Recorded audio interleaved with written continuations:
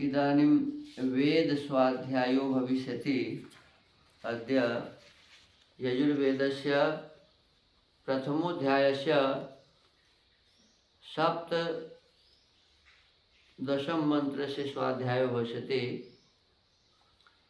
सा स्वाध्यायमानमन्त्रस्य धृतिरस्य पाग्ने अग्निमामादम् इत्येतानि प्रथमानि पदानि सन्ति। अब वेद स्वाध्याय होगा। आज यजुर्वेद के प्रथम अध्याय के 17वें मंत्र का स्वाध्याय किया जाएगा। स्वाध्याय किए जाने वाले मंत्र के धृष्टिरस्य पाग्ने अग्निमामादम् ये प्रारंभिक पद हैं। ओम धृष्टिरस्य पाग्ने अग्निमामादं जहि निष्क्रव्यादं सेधा देवयजं वः ध्रुवमसि पृथिवीं दृङ्ह ब्रह्मवनित्वा क्षत्रवनि सजातवन्युपदधामि भ्रातृव्यस्य वधाय। कीजिए करिए।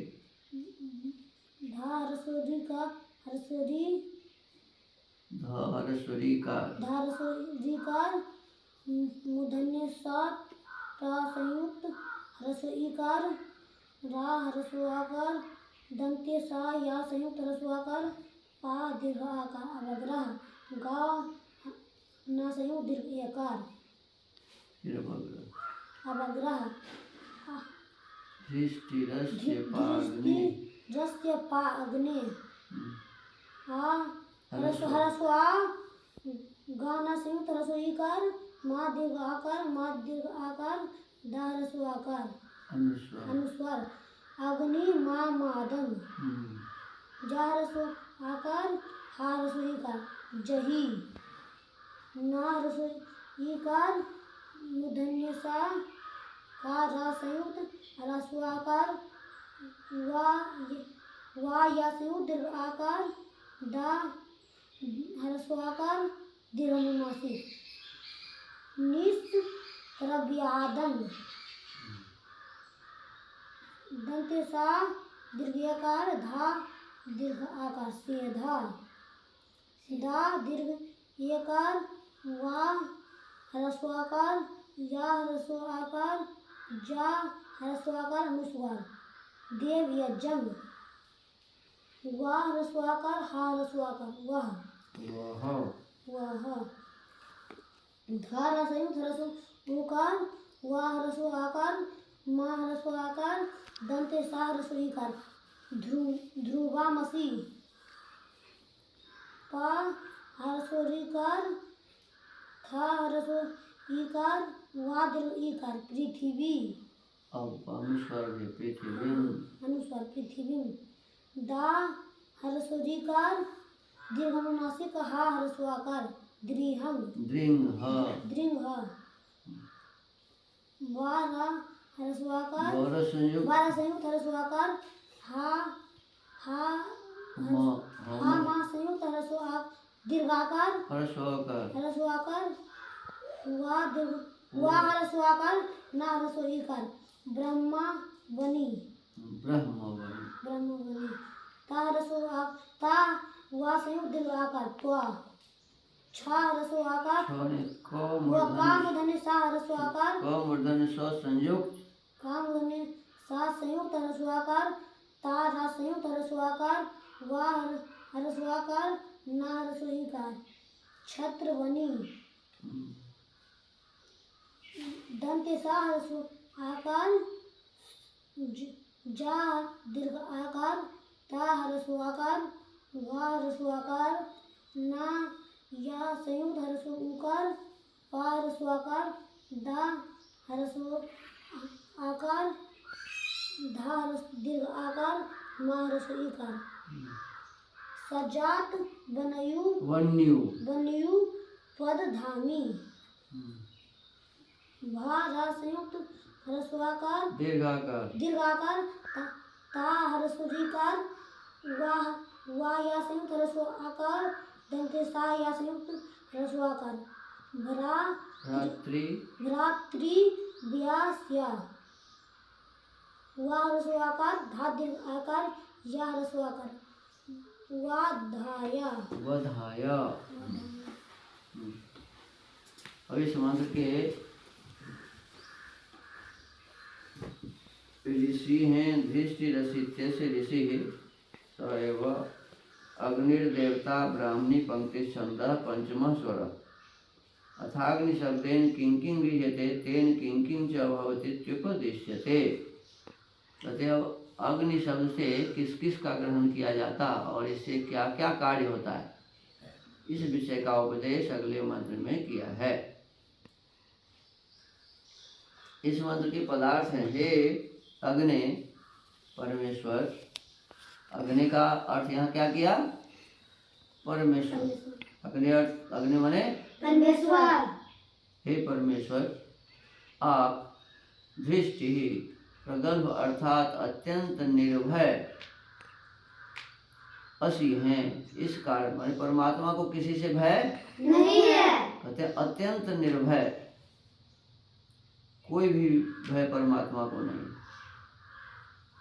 कहते आप अत्यंत निर्भय हैं और इस कारण निष्क्रव्यादम पके हुए भस्म आदि पदार्थों को छोड़ के आमादम कच्चे पदार्थ जलाने और देव यजम विद्वान व श्रेष्ठ गुणों से मिलाप कराने वाले अग्निम भौतिक व विद्युत अर्थात बिजली रूप अग्नि को आप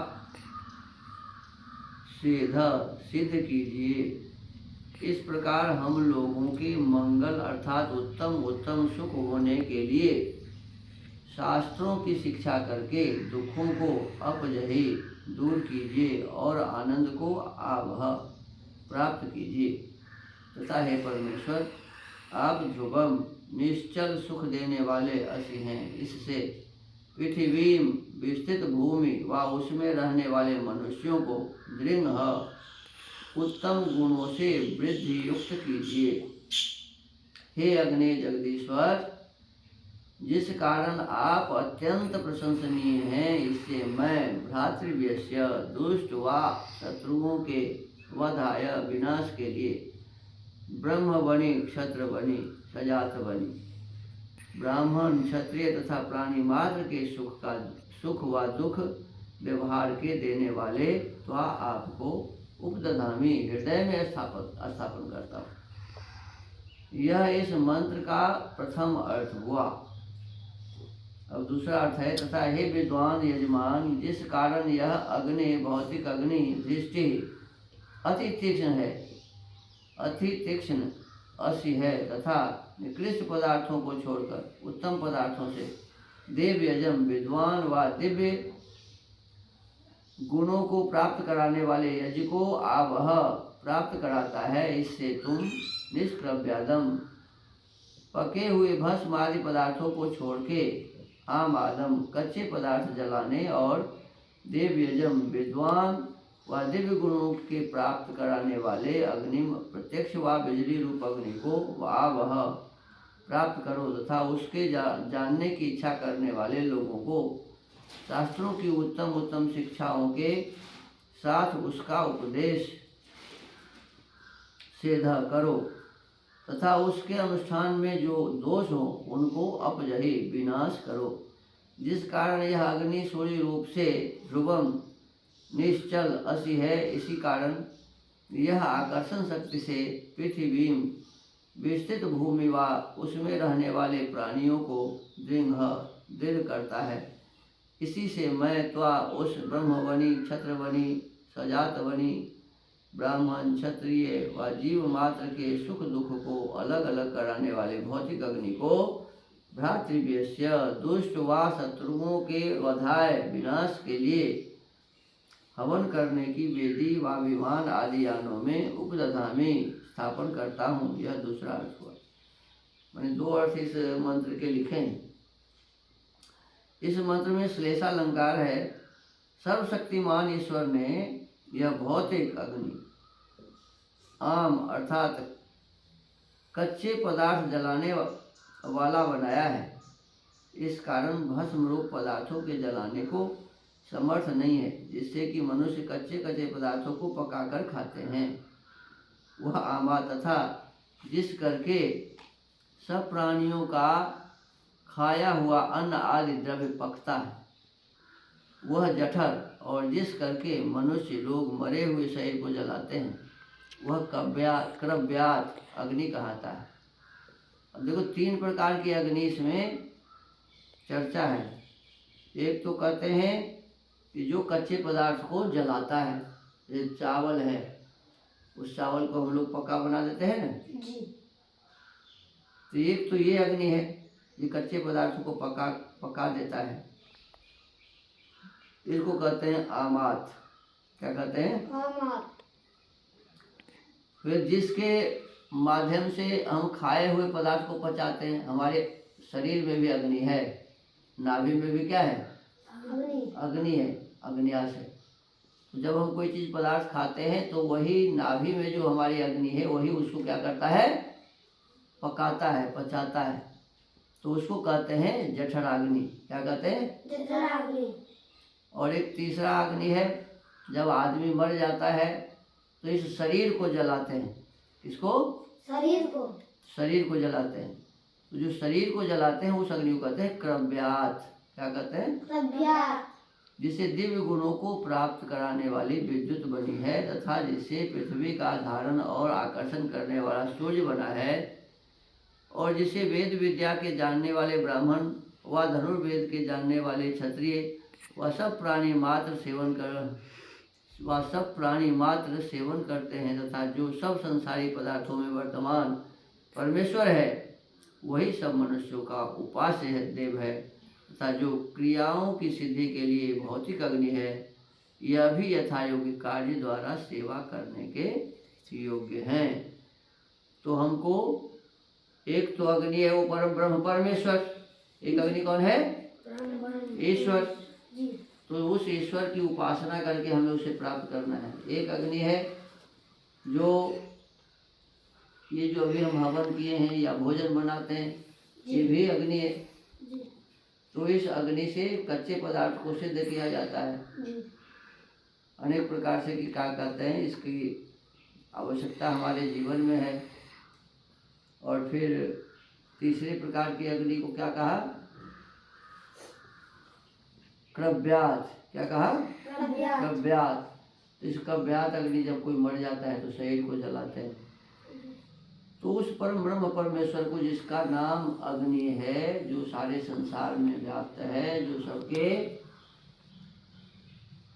सुख और दुखों को उसके कर्मों के अनुसार देने वाला है, ठीक ठीक देने वाला है, उसी परम ब्रह्म परमेश्वर की हमें उपासना करनी है। ये बातें आज के इस मंत्र में है। अब आज के स्वाध्याय के क्रम को यहीं विराम देते हैं। ओम